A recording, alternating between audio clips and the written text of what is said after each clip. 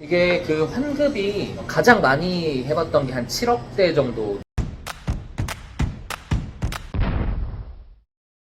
경정청구가 뭔지 알아요? 들어본 것 같은데 잘 모르겠어요. 그 한자로 따지면은 고칠 경에 바를 정자거든요.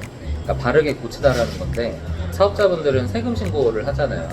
법인은 3월 달에 하고 개인은 이제 5월 달에 종합소득세 신고하고, 내가 지금까지 냈던 세금이 관합되거나 오납된 것이 있으면 이거를 바르게 고쳐서 신고하는 제도가 경정청구예요. 관합이나 오납이 됐으니까 더 내는 거잖아요, 세금을. 그 더 낸 세금을 돌려받을 수가 있거든요. 그래서 이제 경정청구를 많이 하는데, 이제 6월 달에 성실신고 대상자분들이 이제 신고 다 끝났단 말이에요. 그러면은 이제부터 또 경정청구 시즌이라고 보면 돼요. 근데 이게 직전 연도만 되는 게 아니고 직전 5년 전 것까지 모두 다 할 수가 있기 때문에 경정청구를 저 같은 컨설팅 하시는 분들이 대표님들께 많이 말씀을 드리죠. 그리고 대표님들도 많이 알고 계세요. 가장 많이 해봤던 게 한 7억대 정도도 환급을 받아봤거든요. 네. 5년째 잘못된 게. 네. 그 5년 동안 모르는 경우도 있는 거예요. 모를 수밖에 없어요. 그 업체가 누구야? 이제 설립한 지 5년이 됐는데 5년 동안 나랑 일한 세무사다. 그분이 실수할 리가 없다. 그래서 그래 대표님 조회하는데 돈 들어가는 거 아니니 한 번쯤은 조회를 해보시죠 하고 조회를 했는데 얼마나 하는지 알아요? 그게 7억은 아니고 5년 동안 1억 4천.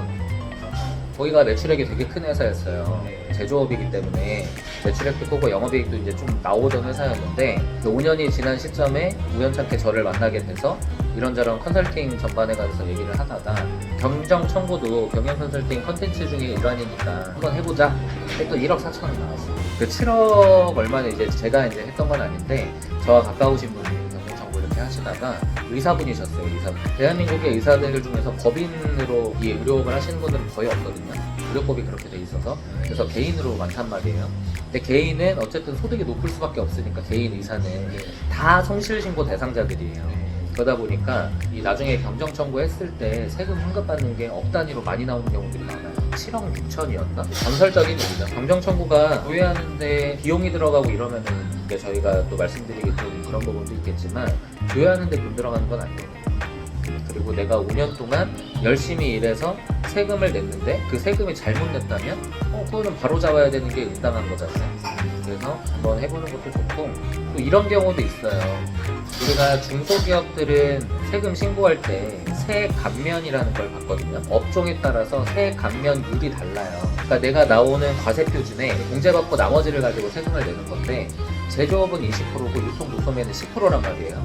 근데 식품 같은 경우는 제조업하고 유통무소매가 섞여 있는 경우가 되게 많아요. 근데 어떤 기업이 이제 제 계약사인데 제조업 비중이 총 매출액에서 50%가 넘어가기 때문에 제조업으로 이제 인정받는 게 맞는데, 유통 쪽으로 세액 감면을 신청을 하셨더라고요.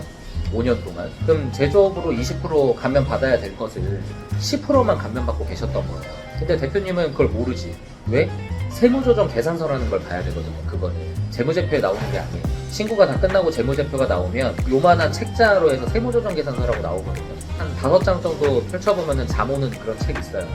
그 중에 한 40페이지 정도 딱 넘겨보면은 중소기업 세액감면 혜택이라고 해서 현재 여기가 업종이 뭔지, 비중이 얼마인지, 그래서 뭘로 인정이 되고 중소기업 세액감면을 몇 % 받았는지 그게 뜬단 말이에요. 근데 세액감면을 10%밖에 안 받았다고 들어가 있는 거예요, 거기에. 그것만 해도 한 몇백 정도 받으셨고, 그 다음에 고용 인원에 관련된 세액 감면이 굉장히 커요, 우리나라만. 그것도 이제 일부 안 받으신 게 있어서 청구를 해드렸고. 근데 그 경정 청구 신청 그거 하면은 세무조사 대상이 된다는 그런 말이 많던데. 세무조사 대상 안 됩니다. 왜냐면은 경정 청구라는 거는 국세청에서도 권장하는, 왜냐면 관합된 거나 오납된 게 있다면 그것을 청구하고 돌려받는 게 잘못된 건 아니잖아요. 그리고 그렇게 했다고 해서 세무조사를 하는 거는 보복. 그렇죠. 약간 국세청이 너네 세금 이만큼 냈는데 돌려받았어? 일로 와. 이런 거밖에 안 되는 거잖아요. 세무조사 안 받습니다. 안 받으니까 걱정하지 마시고, 경정 청구라는 제도를 통해서 기업이 가져갈 수 있는, 어찌 보면 이게 혜택은 아니죠. 우리가 관합한 거나 오납한 걸 돌려받는 거니까. 혜택은 아닌데, 기업의 자금 조달 부분에 있어서는 융자나 지원 사업들도 뭐 물론 많은데, 주기적인 경정 청구를 통해서 그동안 내가 잘못된 게 있다면 돌려받아서 그거를 또 운전자금으로 활용해도 되는 거잖아요. 그러니까 우리는 경정 청구를 놓치지 말고 잘 진행을 하면 좋겠다. 지금이 또 시즌이라는 거잖아요. 그렇죠. 근데 항상 시즌이긴 하죠. 저희 협회에서는 경정 청구를 포함한 경영 컨설팅 전반에 걸친 걸 교육을 다 도와드리고 있어요. 그래서 저희 협회로 많은 문의를 해주시면 좋을 것 같고요. 제가 계속 말씀드리는 정부 지원 사업에 대한 사업 계획서, 이 색깔이 조금 짙어지는 것 같긴 한데 사업 계획서는 중요하긴 합니다. 그것을 포함한 경영 컨설팅 전반에 걸친 모든 교육을 진행하고 있으니까요. 댓글란 통해서 신청해 주시면 좋을 것 같아요.